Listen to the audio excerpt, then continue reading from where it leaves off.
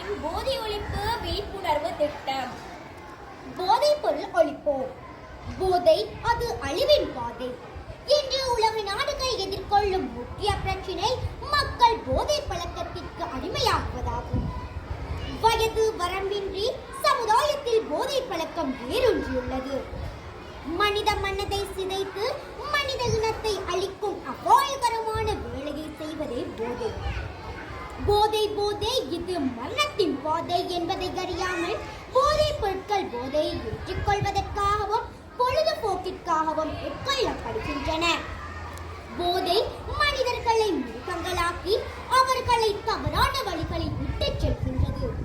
மதுபானம், புகையிலை, அபின், கஞ்சா, பான் மசாலா போன்ற மனிதனை அழிக்கும் போதைப் பொருட்கள் பல.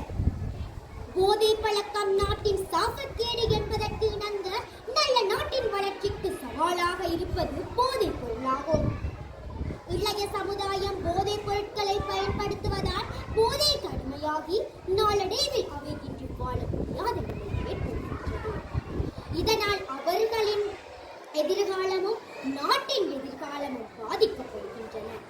இதனால் தான் ஒவ்வொரு ஆண்டும் ஜூன் மாதம் 26ஆம் தேதி சர்வதேச போதைப் பொருள் ஒழிப்பு தினமாக கடைபிடிக்கப்பட்டு வருகின்றது.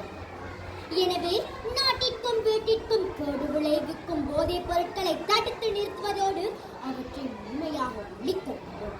போதை வீட்டிற்கும் நாட்டிற்கும் கேடு விளைவிக்கும். எனவே போதைப் பொருளை தவிர்ப்போம், இளைய சமுதாயத்தை காப்போம் என்று கூறி விடை பெறுகின்றேன். நன்றி, வசலாம்.